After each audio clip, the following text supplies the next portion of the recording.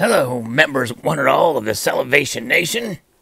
What you're looking at here is a box with some coins in it and a very soft and cuddly kitty, which has just exited the box.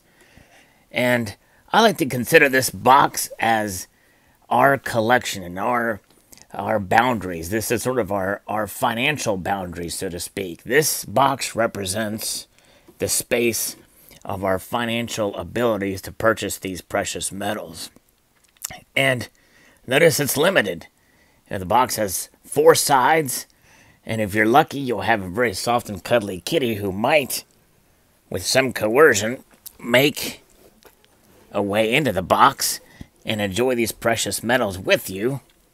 But that's not always the case, but that's besides the point.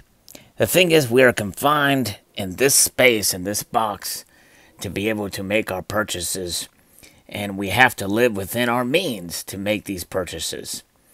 And it reminds me of the video that I posted recently about a new offering by a Mint, and one Silver Husson 13 made a very quippy comment, which we've heard this phrase many times before, but it really does perfectly and aptly describe what's going on with the community and the collecting community especially, but can also have an effect also in the stacking community as well. And that is too many irons in the fire. And we've all heard that expression before.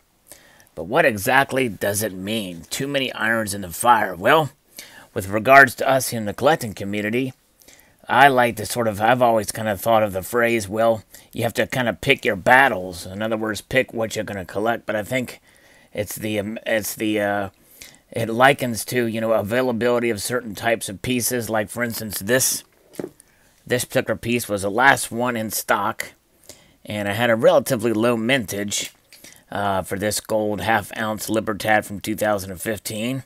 Since it was the last one in the stock and priced reasonably well, I went ahead and bought it because, it's one of those cases where it was an opportunity that describes yet another phrase that I thought of.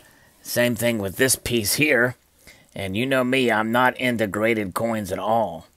But this one was priced just right, and didn't have to worry about paying for the slab fees, and I ended up getting this sucker for the price of, or maybe even a little less than, you could buy it raw. And then there's certain situations like this where something comes available and it's a first in a series, and you decide, okay, well, I'm going to go in and I'm going to make a commitment to collect the series, as is the case there, and also here with this particular piece. This is the first of a series. And so I decided to go ahead and collect it. And so when you commit to it, you're essentially throwing another iron in the fire.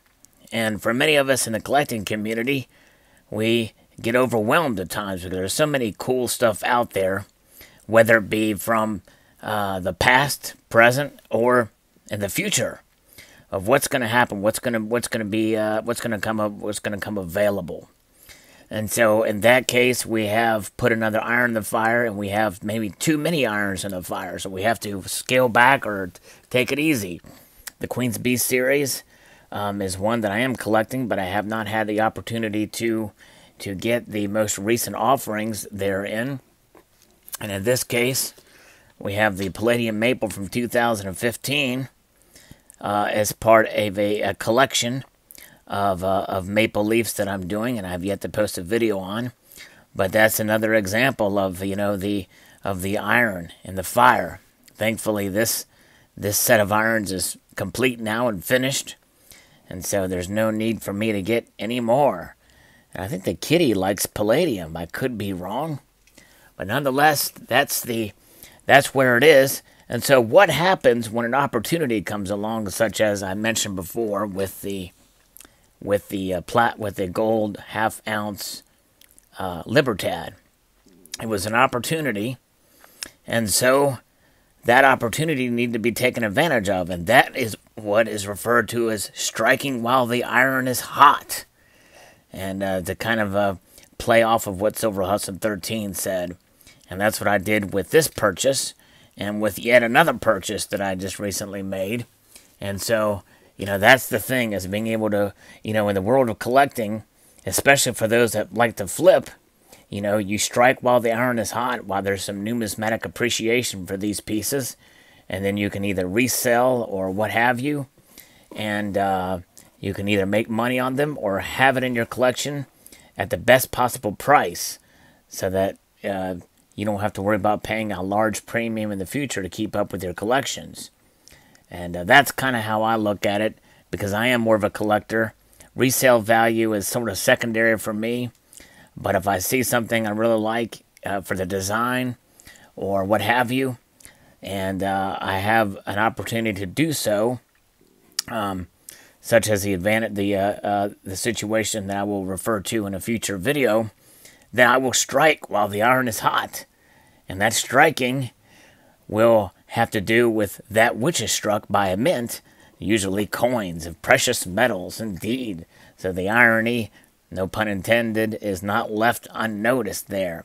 Very nice. So again, in the world of this box, of our financial responsibilities and financial and fiscal boundaries, our monetary boundaries, we have these precious metals that we hold dear. We have these collections that we enjoy. And that's where we're at, and that's how it goes.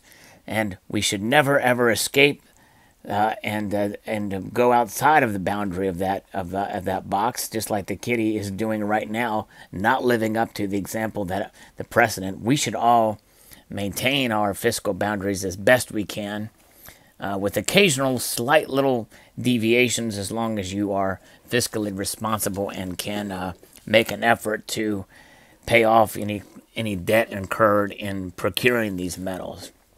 And so there it is. So I hope you enjoyed. Tell me what you think. Do you have any irons in the fire? Too many? Do you strike when the iron is hot? I'd like to extend a multitude of gratitude, y'all, for watching, and encourage you to please rate, comment, and subscribe.